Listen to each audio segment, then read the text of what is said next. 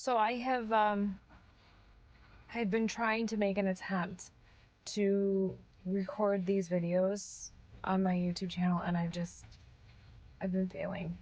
I've been failing at life lately just because there's so much, and there's a lot that is just preoccupied me and kept me busy from things that um, I've wanted to do.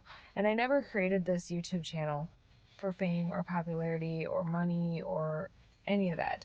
Like, the whole point of doing this was because I want to help other moms, especially single moms, because I know that I'm not the only single mother that struggles with an everyday battle of creating balance for a child that has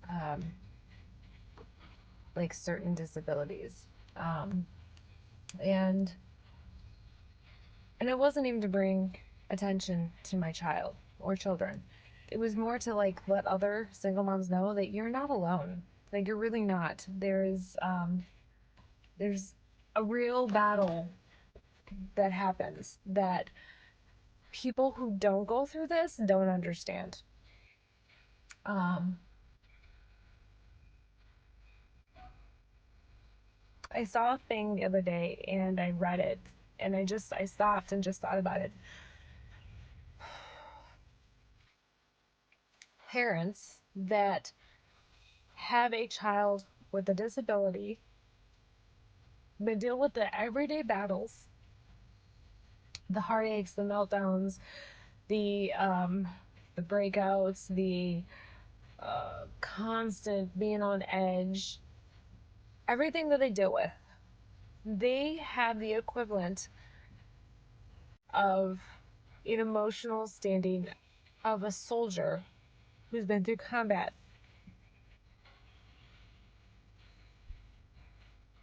and struggles with PTSD. Every day is a great day. And that is absolutely like that hits home with me. And I think about it and I'm like, oh my gosh. Like, I see that. I see that because every day we have a battle as parents, and especially you single moms. Like, my heart goes out to you because I am one. And we have to live in fight or flight mode every single day. There is not a day that goes by that we are not on a plane of existence where we constantly are on edge or ready for battle, because that's our life. Like, let's be real. That is our life. And we are constantly in fight or flight mode because we have to be. And especially in situations where a single mom with two children, like myself, that have disabilities or a mental deficit, we're constantly battling for them. We're fighting for them. We're advocating for them. We're fighting with them. We're fighting against them. We're defending them against the world. We're protecting them against the world. We're doing everything we can to try to stay sane. And if you are a part of a military family and you know somebody who's been through battle and has that emotional PTSD, you know what they go through. And us parents of children with disabilities, we're doing the same thing. We might not have been on a battlefield in another country, but we are in a battlefield every single day. Every morning we wake up, we're on edge. We're ready to fight because that's what we do. Whether we fight against the system to protect our children and advocate for them, or we fight ourselves because we don't feel like we're doing a great job as a parent, um, whether we fight with our child because we're trying to do the best for them and they just can't see it, we're constantly fighting. There is never a moment where we get to stop and say, oh, this is what it's like to take a breath. This is what it's like to relax. This is what it's like to unwind. We don't know that because we don't ever get that opportunity. And when I get home at night, I don't have somebody that I can say, honey, can you please just take the kids for 5 minutes so I can breathe? No. There's always preparing for the next day or the next moment or the next struggle. And it's always something that just never ends. It doesn't. And I think that's why I've been struggling to make these videos, because it's not that I don't want to share any of this with you, but it has been so beyond stressful lately, and actually years. And I don't feel like I can ever catch up. I feel like I'm always 1,000 steps behind.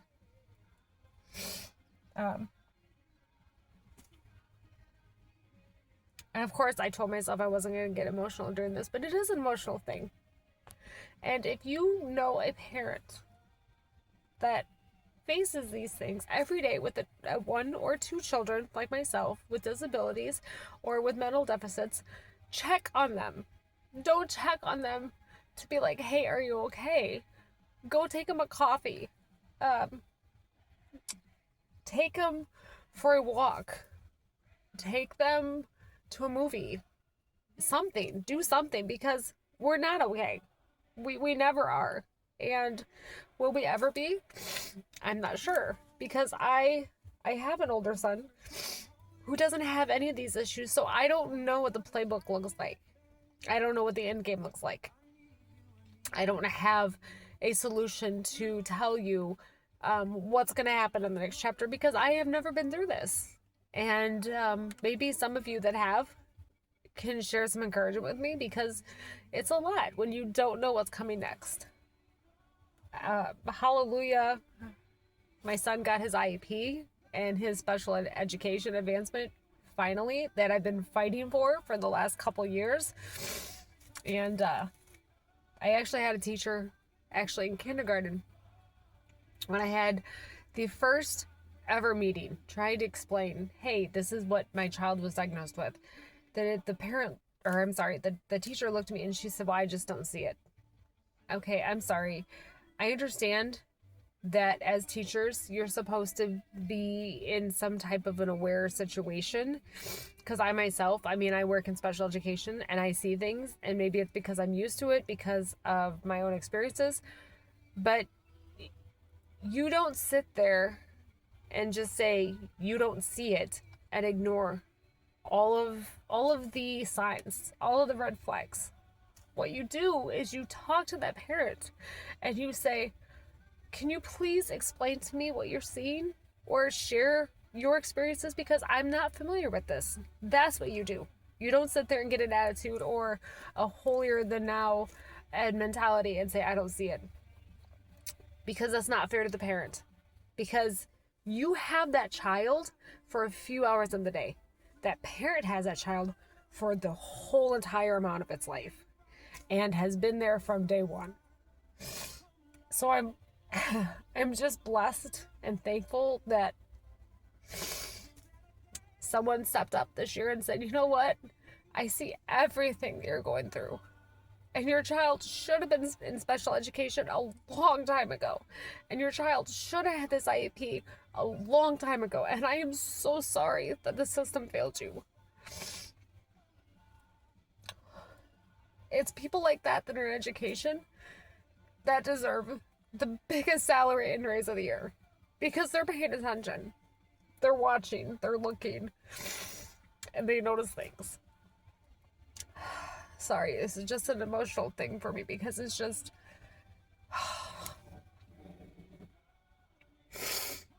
it's hard to understand these things unless you've been through it. And it's a very overwhelming situation. Like I said, that just never ends. So all of you mamas that are dealing with the same thing, just stay strong. Just try to stay strong. I tell myself that all the time, every day. I don't feel like I'm strong enough. I don't feel like God should have trusted me with so much. Sorry. I don't feel like I can handle this some days, but you know what?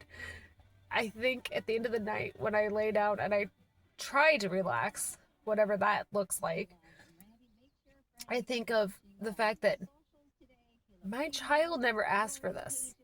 And when I'm being the monster because I feel like I'm losing it.